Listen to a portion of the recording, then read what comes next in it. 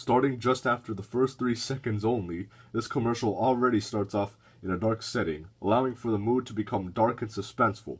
This will be most useful when grasping the attention of a viewer, letting them know that there is more to come if they would continue watching.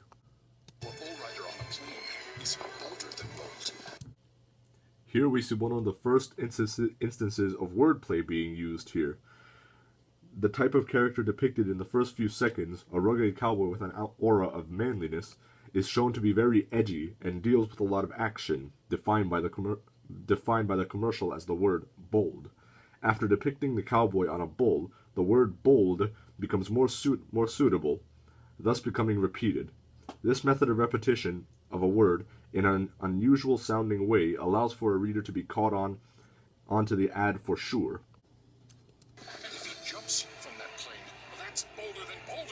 In this scene in particular, there are 2 major things you need to pay attention to. First, the airplane, and second, the thing coming out of it. Notice how the aircraft is very solid and industrial looking? The fact that the bull rider came into the sky with one of those things would instantly give the viewer the impression that he's some kind of badass. Another important thing to note is the little object that is coming out of the plane. Obviously, it's the bull and the bull rider.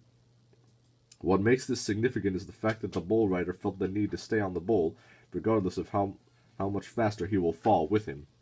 This, of course, aids in his bold approach on everything in this commercial, as indicated.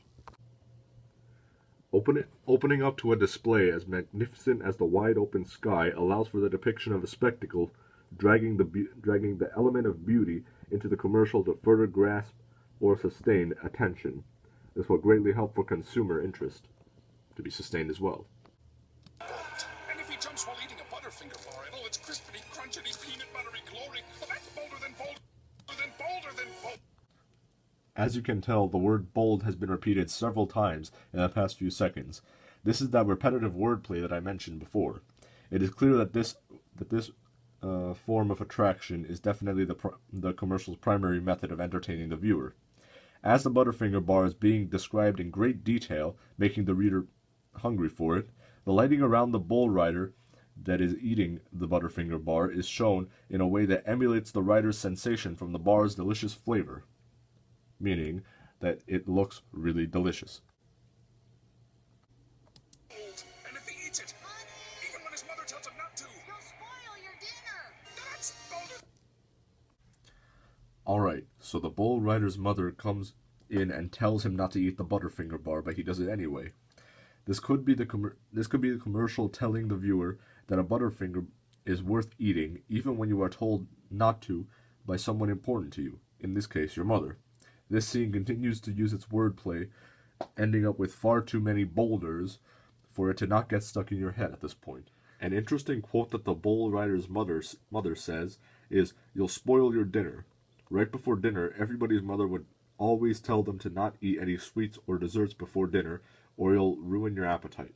This quote basically says that exact same thing, helping the main character in the commercial to relate to the audience a bit more.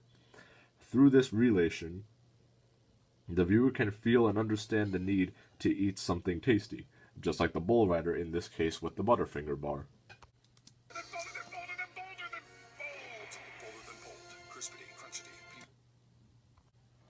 Finally, the commercial ends off with the award-winning statement, "bolder than bold." Not only does the commercial reference itself at this point, but it also provides another phrase that will get stuck into your head, just like the word bold.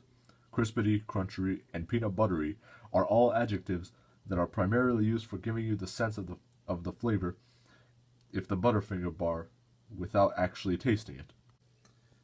This technique of expressing a sensation through visual and auditorial stimuli is a very good choice for any advertisement, especially a product meant for consumption.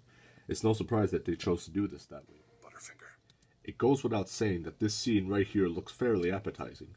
The bright colors allow for a great amount of detail.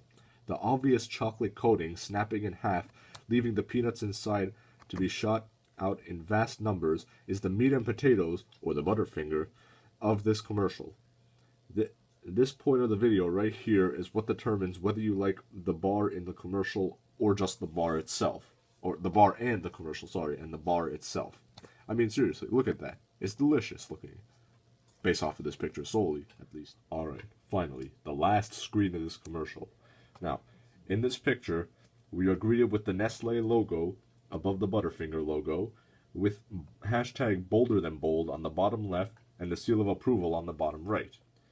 Nestle has always been popular in the cookie industry, so it's no surprise to see its name on an ad for a candy bar for once. I mean, those wafers that they used to have, oh, delicious. Still very delicious to me. Anyway, sorry for getting sidetracked there. The hashtag, however, is interesting. Advertisers in the modern day and age have shown to spread from television to the internet through social media sites. This hashtag helps spread awareness for Butterfinger through Twitter, one of the most popular social media sites on the web currently. The no artificial sticker on the bottom right would aid greatly with those who are looking for a natural tasting candy bar that is made from real nuts as opposed to something made in a factory. This revival of a natural taste would make the viewer feel intrigued to go out and try a Butterfinger for once. Overall, this commercial represents the Butterfinger bar as most appealing to anybody with a sweet tooth and encourages for everybody to go out and try one.